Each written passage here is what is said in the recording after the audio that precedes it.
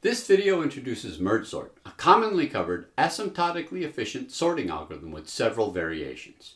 We'll start with the basic idea for top-down recursive merge sort and then consider how that leads to the standard merge sort algorithm. We'll look at several optimizations and some simple parallelization. Next, we'll unwind that recursion and see bottom-up iterative merge sort and a different optimization for it. So the idea for merge sort is that if you have two lists of numbers that are already sorted, you can merge those two lists into one longer sorted list in linear total time. If each list is sorted smallest to largest, you can find the overall smallest by just comparing the smallest of each list. The next smallest is the smallest of the lists remaining after you take that first element out. For equal values, we take the one from the left list as the smaller one. Its value started in a smaller index. Taking it in case of a tie will keep it in a smaller index. That will make merge sort a stable sorting routine. It won't flip the relative order of equal values. Merging two lists in linear time is pretty easy.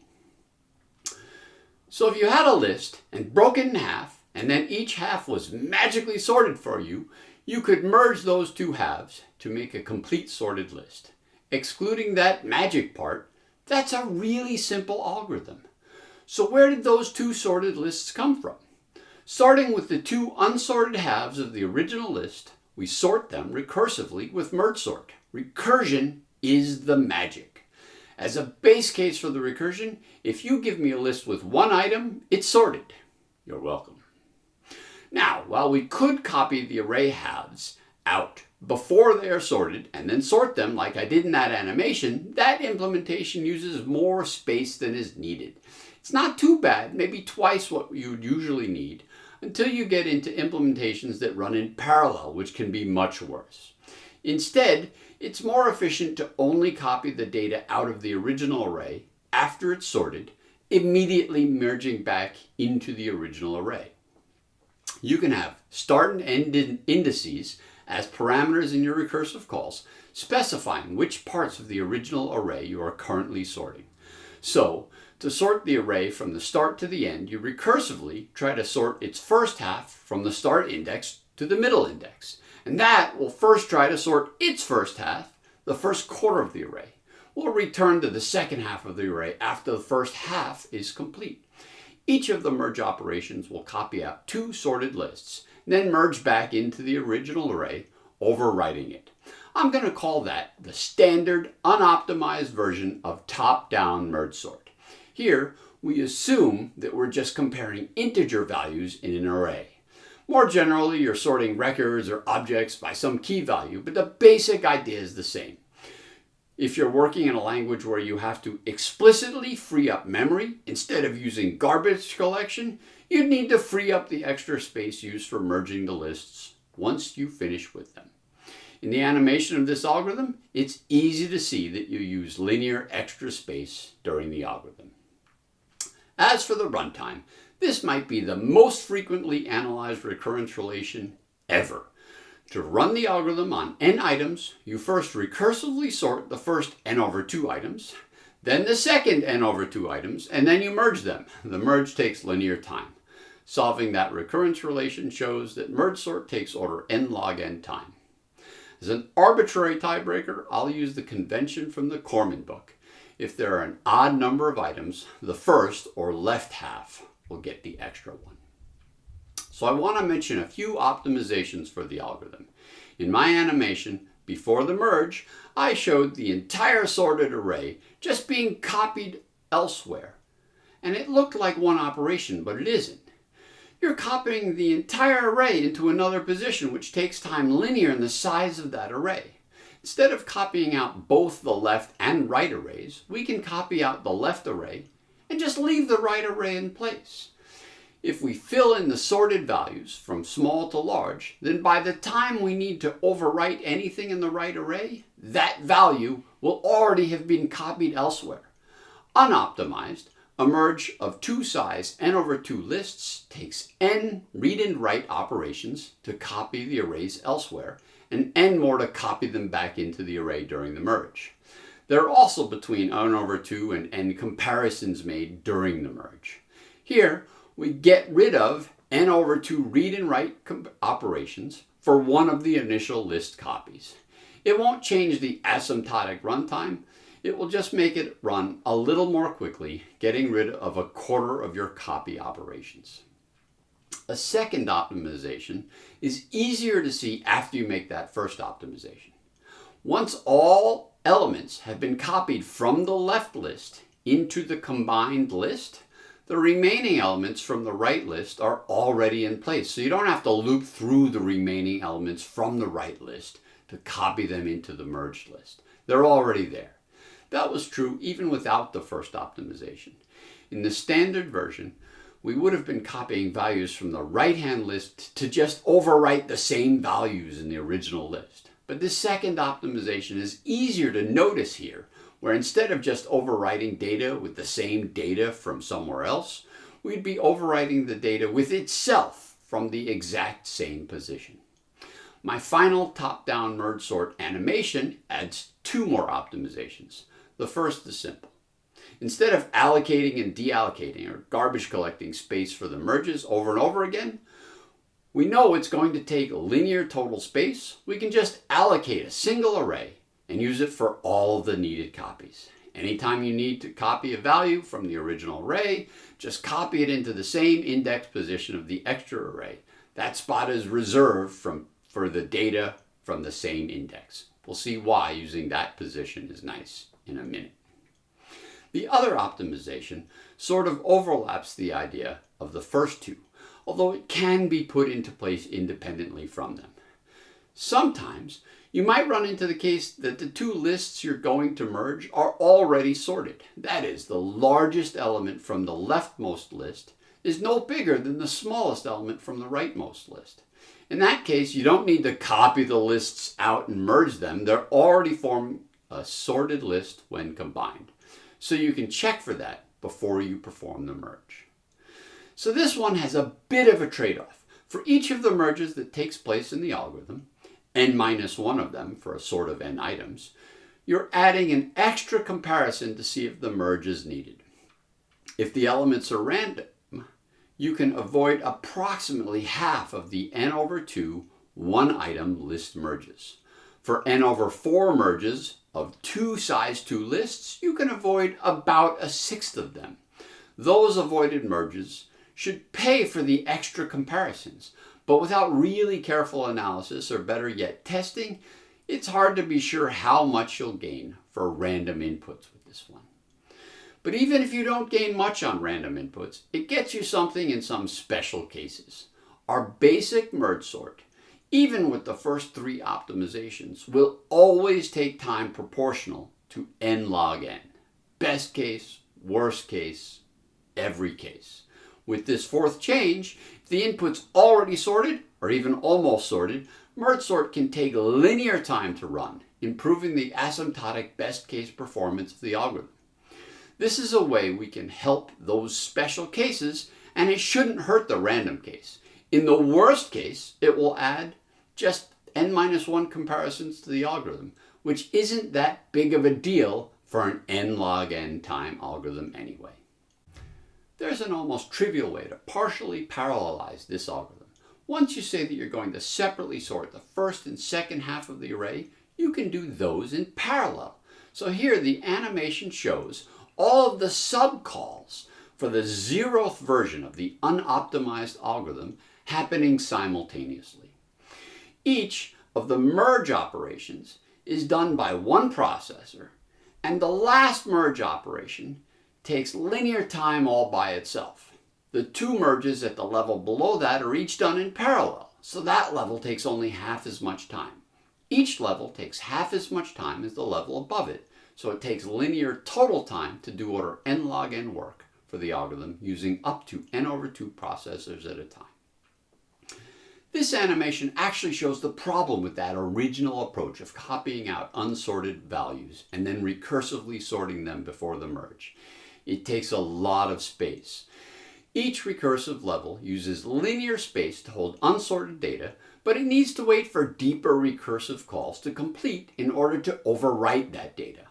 That version would need n log n space, so we shouldn't copy the data into new space until after it's been sorted and is ready to merge, like our standard recursive model.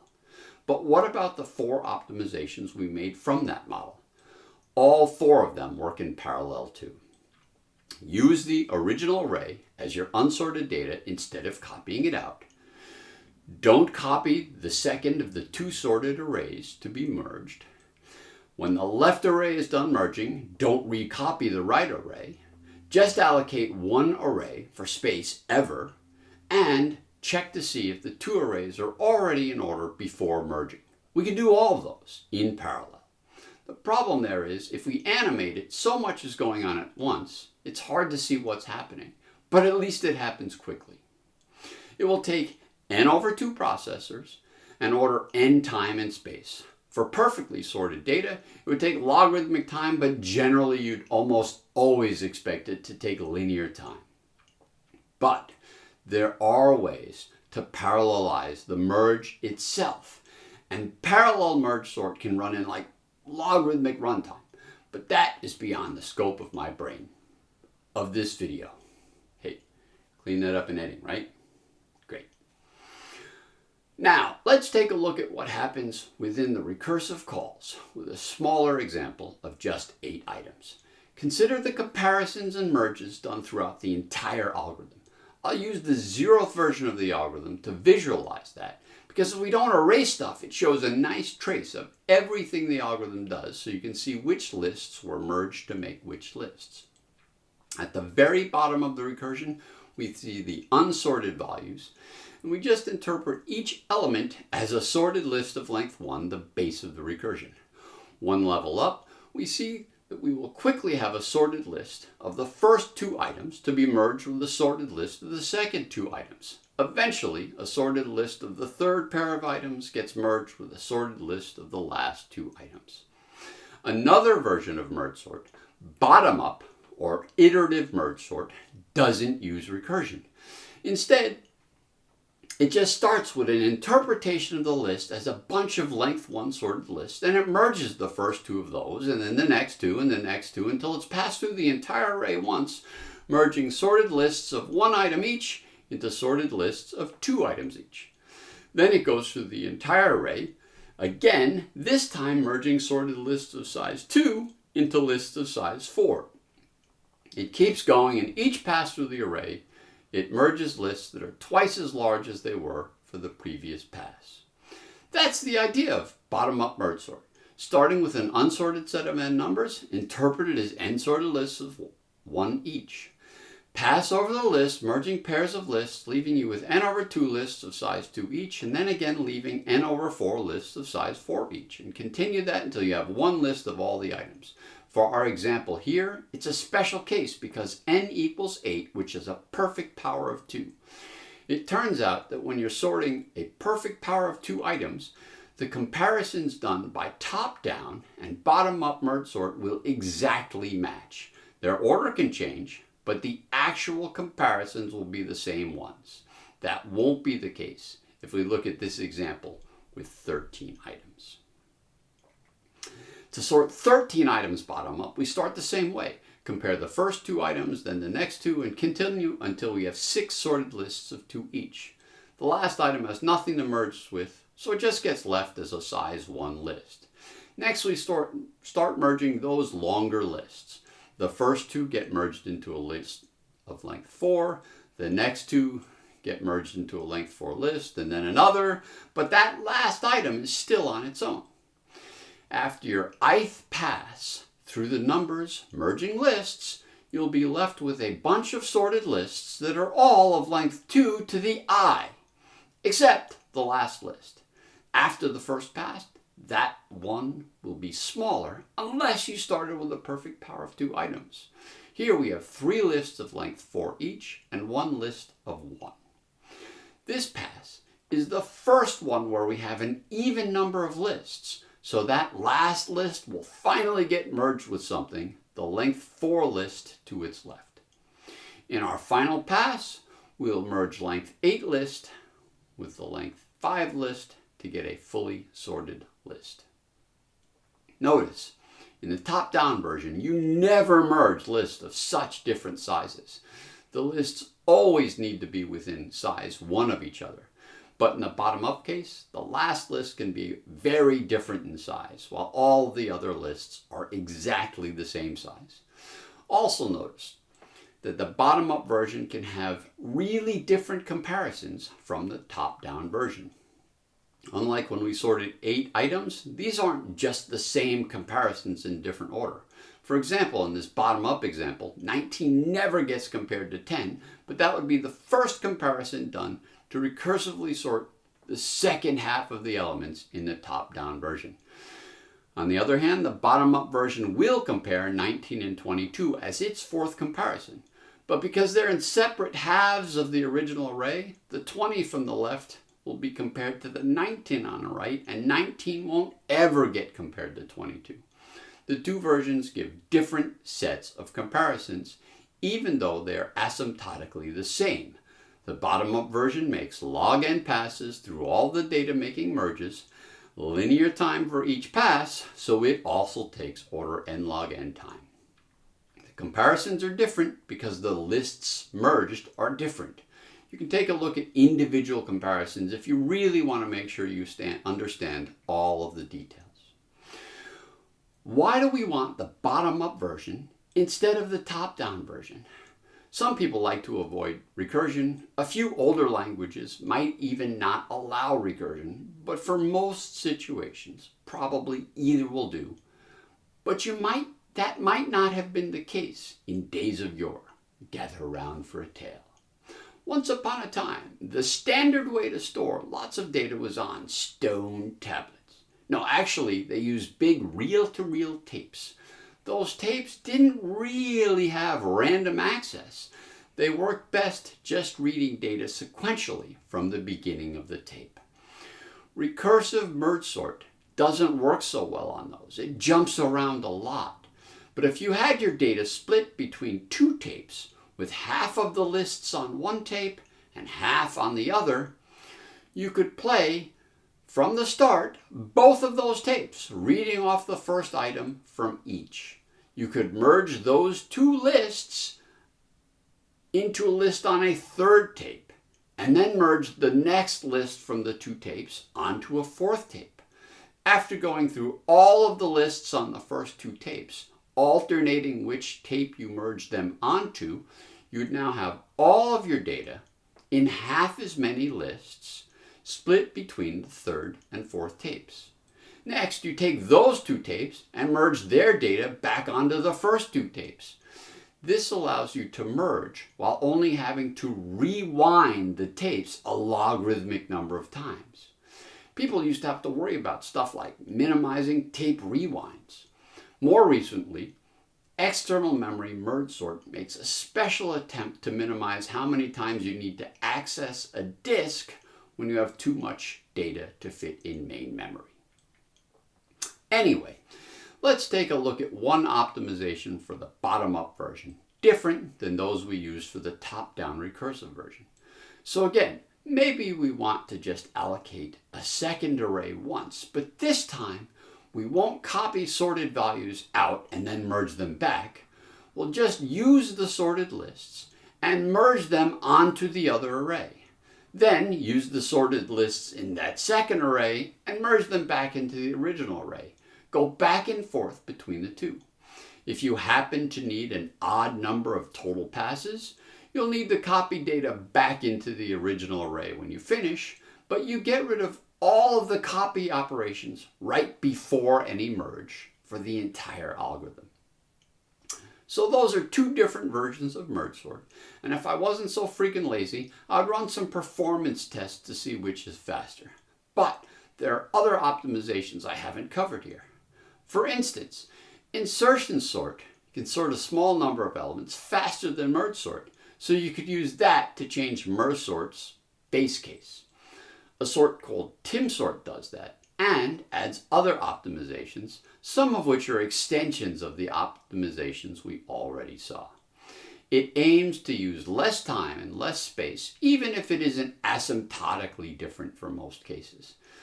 I'm going to assume that Tim Peters and his cousin Joey McSorts Real Fast tested different variants like crazy so that I don't have to. Maybe someday I'll get to a video on Timsort details. But that's it for this one, because right now I have to go shave my back.